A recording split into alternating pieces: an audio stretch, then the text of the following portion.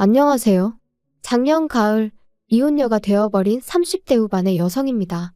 소름 끼치는 남편과 더는 한 이불을 덮고 살 자신이 없어서 뒤도 안 돌아보고 도망치듯 이혼했어요. 그리고 지금도 그때를 생각하면 온몸이 부들부들 떨린다니까요. 제가 사람 보는 눈이 없어도 너무 없었던 탓이겠지만 남편과 저는 일적으로 처음 알게 되었어요. 일단 제 직업은 방송국 PD로 제 입으로 말하기는 조금 남사스럽지만 나름대로 잘 나가는 편입니다. 반면 남편은 작은 광고회사에서 일하던 사람으로 유명세 같은 건 전혀 없는 사람이었어요. 그리고 처음 현장에서 마주쳤을 때는 솔직히 말 한마디 섞을 이유가 없기도 했는데 그 이유가 한 공간에 있었다 뿐이지 아예 업무 자체가 달랐거든요. 하지만 어쩌다 보니 또 한 번 같이 일할 기회가 생겼고 그때는 남편이 먼저 와서 아는 체를 하대요? 그런데 사실 그렇게 받는 인사도 저에겐 특별한 일은 아니었어요. 방송국에선 제가 나름대로 알려진 사람이었고 그래서 저는 상대를 몰라도 상대 쪽에선 저를 아는 경우가 자주 있었으니까요. 아무튼 나름대로 반갑다고 아는 체를 하는 남편이 스치듯 제 기억 속에서 떠올랐고 그래서 저도 그때 그분이시냐 하곤 가볍게 인사를 나눴습니다. 그리고 그땐 그 인사로 남편과 제가 그토록 가까워질 줄은 상상도 못했죠. 몇 번의 가벼운 대화가 오갔던 어느 날 남편은 자기도 언젠가 저처럼 방송국에서 일하고 싶다며 저더러 자기한테 조언 같은 걸 좀 해줄 수 없겠냐 하더라고요. 하지만 제 입장에선 남편 같은 사람이 처음이 아니었고 솔직히 매번 그런 사람들을 상대해주기도 보통 일은 아니었지요. 그래서 처음엔 최대한 돌려서 거절을 했습니다. 그래도 혹시나 제가 자기를 무시했다거나 그런 쓸데없는 오해는 사고 싶지 않았으니 무척 조심스러웠고요. 그런데 어째서인지 남편은 조금도 포기하는 기색을 보이지 않는 거예요. 그렇다고 저를 귀찮게 한 것은 아니지만 아무튼 그런 남편의 당돌한 모습에 저도 뭐랄까 한마디로 호기심이 생겼죠. 잊고 지내던 제 열정을 남편에게서 발견한 것 같은 기분도 들었고 그래서 결국 2달 만에 사적인 만남을 갖게 되었고요. 시작까지 시간이 좀 걸렸을 뿐 저희의 관계는 급속도로 발전해 나가기 시작했습니다. 남편은 매사 의욕이 넘치는 사람이었고 저는 그런 남편의 적극적인 태도가 나이를 떠나 배울 만한 점이라고 생각했어요. 참고로 남편은 저보다 3살이 어렸지만 연애할 때만 하더라도 나이와 상관없이 참으로 어른스럽다는 생각을 몇 번이나 하게 만들더군요. 그래서 남편이 결혼하자며 프로포즈를 해왔을 때도 제가 믿고 존경할 수 있는 남편이 되어줄 거라 믿었죠. 그래서 큰 고민 없이 하겠다 했고요. 그런데 솔직히 시댁에서 반대를 할 줄은 몰랐습니다. 시부모님께서는 제가 홀어머니와 단둘이 산다는 점 그리고 당신들 아들보다 나이가 많다는 게 마음에 들지 않는다며 대놓고 심지어 저를 문전박대하셨죠. 전 솔직히 홀어머니와 둘이 사는 게 왜 제 흠인 거며 제 나이 또한 문제라고 생각하지 않았어요. 아버지가 돌아가셨으니 홀어머니와 단둘이 사는 건 당연한 거 아닌가요? 그러면 저희 어머니가 재혼이라도 하셨어야 한다는 건지. 그리고 나이 차이도 남자가 몇 살이고 많은 건 별 문제가 되지 않는 세상인데 제가 겨우 3살 많다는 이유로 양심이 있네 없네 소리까지 들어야 한다는 게 너무 자존심도 상하고 모욕적이더라고요. 그래서 남편에게 헤어지자 했습니다. 이런 소리까지 들어가면서 당신이랑 결혼하고 싶지 않다면서 말이죠. 그런데 남편이 자기는 저 없이는 안 된다며 자기는 이 세상에 미련 없다. 솔직히 돌이켜 생각해보면 웃기지도 않는 소리인데 가볍게 무시해버렸으면 될 것을 매정하게 뿌리치질 못했어요. 그리고 무엇보다 남편이 자기만 믿고 따라오라는데 그 말이 왜 그렇게 눈물이 나던지. 그래서 결국 시댁과 반년 정도 부딪힌 끝에 부부의 연을 맺을 수 있었습니다. 결혼할 때 남편은 사회생활을 시작한 지 몇 년 되지 않아 모아둔 돈이 많이 없었어요. 그리고 시댁에서는 반대하는 결혼을 강행하는 저희한테는 한 푼도 보태줄 수 없다시대요. 그래서 결국 남편은 3천만 원을 가지고 온 게 전부였지요. 반면에 저는 제가 모아둔 돈도 넉넉했고 어머니가 해주신 재산도 꽤 있었습니다. 제 명의로 된 월세를 받는 상가도 있었고요. 그리고 전 어리석게도 이런 경제적 능력을 바탕으로 시댁으로부터 인정을 받고 싶었어요. 그래서 제가 거의 일방적으로 해가는 결혼이었는데도 아무런 불만을 갖지 않았죠. 제가 원래 어디 가서 계산 못한다 소리를 듣는 사람이 아닌데 그땐 눈에 뭐가 씌이기라도 했던 건지 참으로 어리석었네요. 한편 나름대로의 난관을 극복하고 꾸리게 된 가정이었기에 앞에는 오로지 꽃길만 있을 줄 알았습니다. 연애할 때 큰 소리 난 일이 없었으니 결혼 생활도 비슷할 줄로만 알았죠. 하지만 결론부터 이야기하자면 그건 순전히 제 착각이었어요. 많은 일들이 있었지만 남편이 제 이름을 팔고 다녀서 저를 너무 힘들게 했거든요. 본인인 저마저도 금시초문인 이야기를 흘리고 다녀서 이따금씩 저를 좀 아는 사람들은 너가 정말 그런 말을 했냐며 확인을 해오기도 했는데 그때마다 제가 느꼈던 그 곤혹스러움이란 이루 말을 할 수가 없었네요. 도대체 왜 그래? 왜 내가 하지도 않은 말을 하고 다니는 거야? 사람이 말하다 보면 실수할 수도 있는 거지. 그렇다고 이렇게 화를 낼 건 또 뭐야? 사람들이 자꾸 오해하잖아. 그리고 이 바닥에서 평판이 얼마나 중요한지 몰라? 야, 너 지금 내가 너보다 어리다고 가르치는 거야? 넌 내가 잘 되는 게 싫지? 네 그늘 아래 두려고 그러는 거지? 진짜 짜증난다. 연애할 땐 매사 자신감이 넘치는 사람이라서 이런 식으로 다툼을 하게 될 줄은 몰랐어요. 정말이지 나중엔 말 몇 마디만 나눠도 열이 뻗칠 만큼 화가 날 지경이었죠. 지금 생각해보면 자격지심이라도 있었던 건지 차라리 솔직하게 나 이런저런 일로 힘들다 하고 도움을 구했다면 저는 조금도 주저하지 않고 남편을 도왔을 겁니다. 아무튼 저는 남편의 그런 모습에 하루가 다르게 지쳐갔고 실망할 수밖에 없었죠.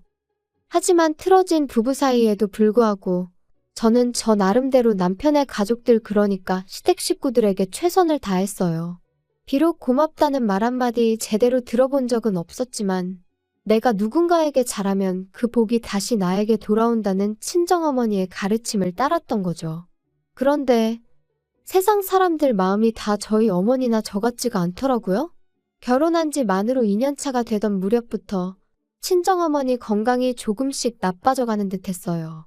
반면에 저는 일거리가 넘쳐나서 일주일 내내 쉬는 날 하루도 내기가 어려운 상황이었죠. 그래서 남편에게 두세 차례 친정어머니를 모시고 병원에 가달라고 한 적이 있어요. 저도 남편이 바빴을 때 제가 남편을 대신해 시부모님을 모시고 병원을 다닌 적도 있었고 심지어 아버님이 수술을 하셨을 때는 꼬박 이틀을 곁에서 지샌 적도 있었으니 우리 부부 사이가 좋고 나쁜 걸 떠나 그 정도 부탁은 당연히 할 수 있다고 생각했거든요. 그런데 남편의 반응은 정말 차갑기 그지없었습니다. 지금도 잊혀지지 않아요.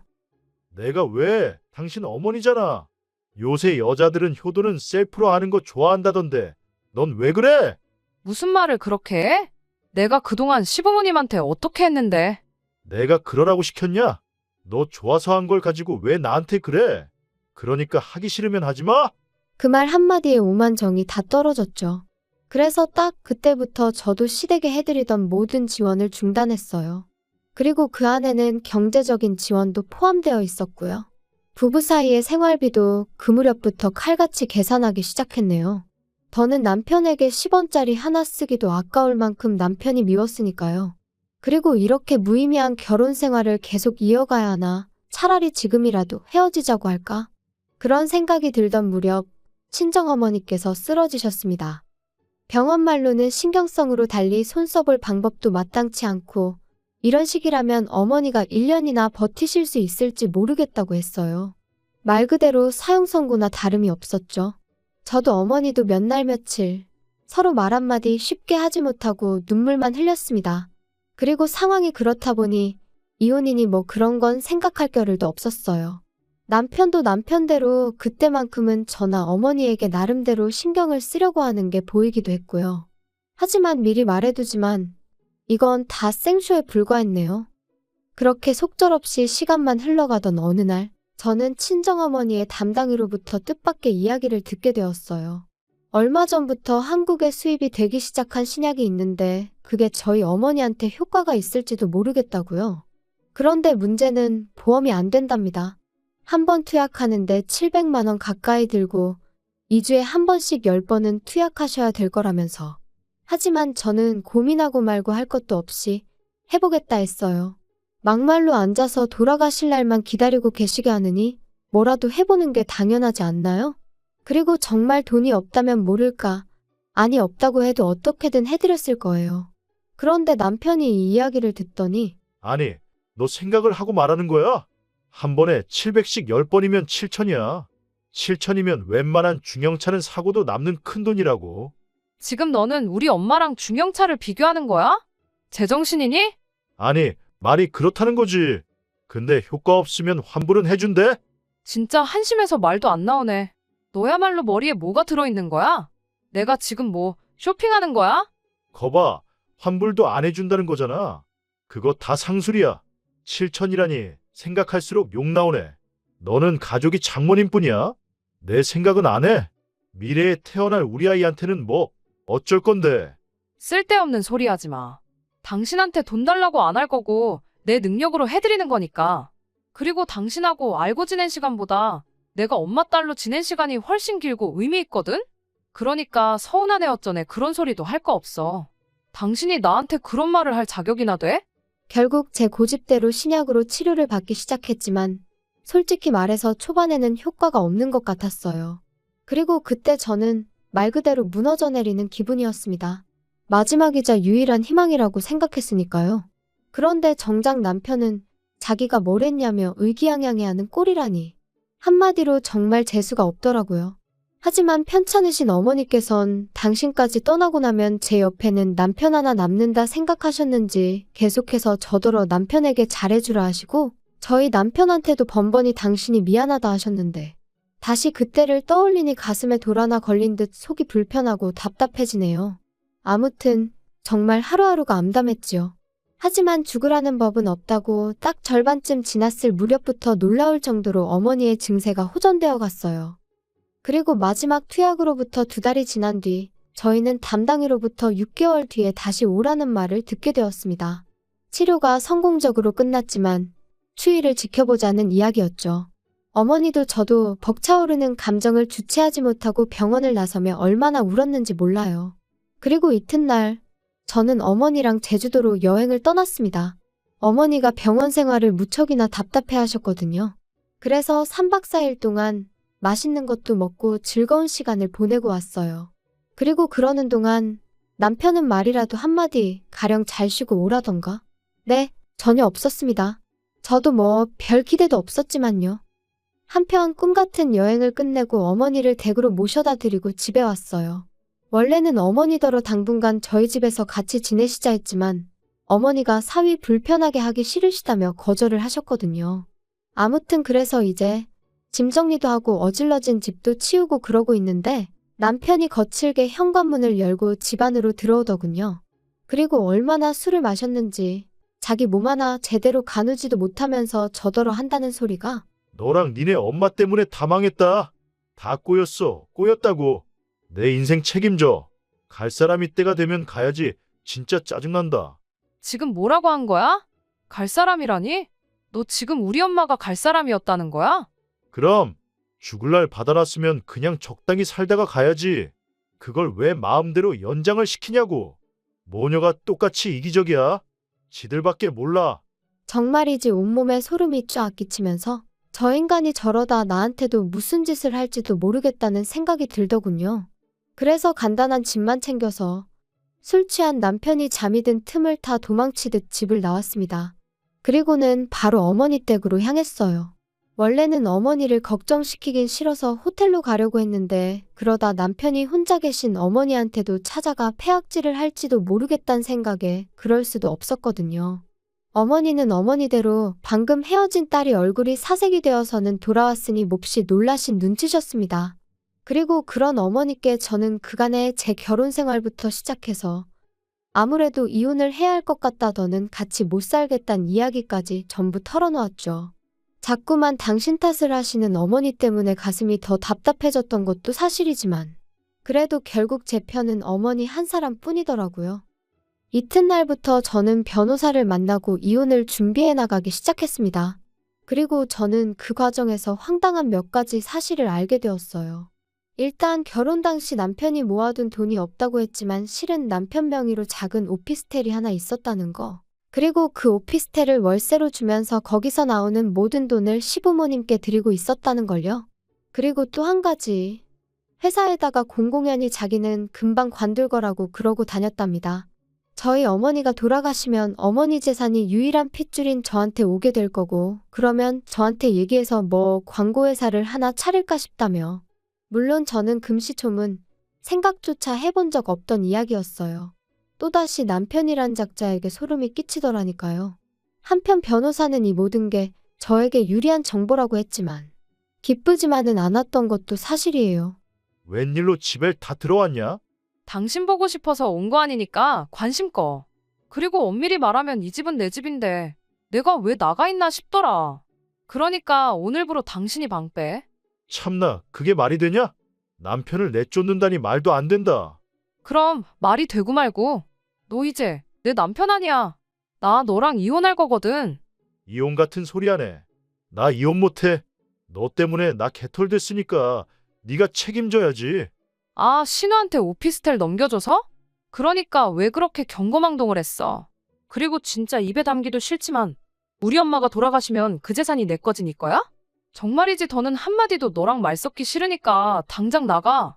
안 그러면 내일은 사람 불러서 끌어낼 거니까. 이혼이 뭐 그렇게 쉬운 일인 줄 아냐? 내가 나간다 나가? 나야말로 너한테 질릴 대로 질렸어. 여자가 돼서는 독해 빠져가지고. 아무리 그래도 무능한 너보단 내가 낫지.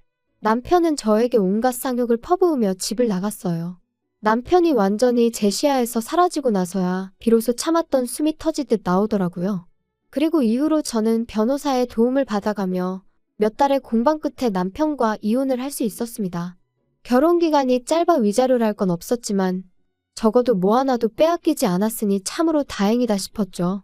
그리고 들려온 남편의 소식은 아주 재미났습니다. 일단 남편은 저희 어머니가 처음에 앞으로 1년 정도 사신다 소리가 나왔을 무렵 시집간다는 신우한테 기분이랍시고 자기 오피스텔을 줘버렸던 거였죠. 아마 모르긴 몰라도 저희 어머니만 돌아가시면 재산 꽤나 생긴다 생각하곤 아까운 줄 모르고 말 그대로 헛짓거리를 했던 걸 거예요. 그런데 이제 저랑 이혼을 하게 되면서 신우한테 그걸 돌려달라고 했나 본데 그 핏줄이 어디 가나요? 신우가 뭔 소리냐며 내가 그걸 왜 돌려주냐고. 그래서 아주 집안이 난리가 났던 모양입니다.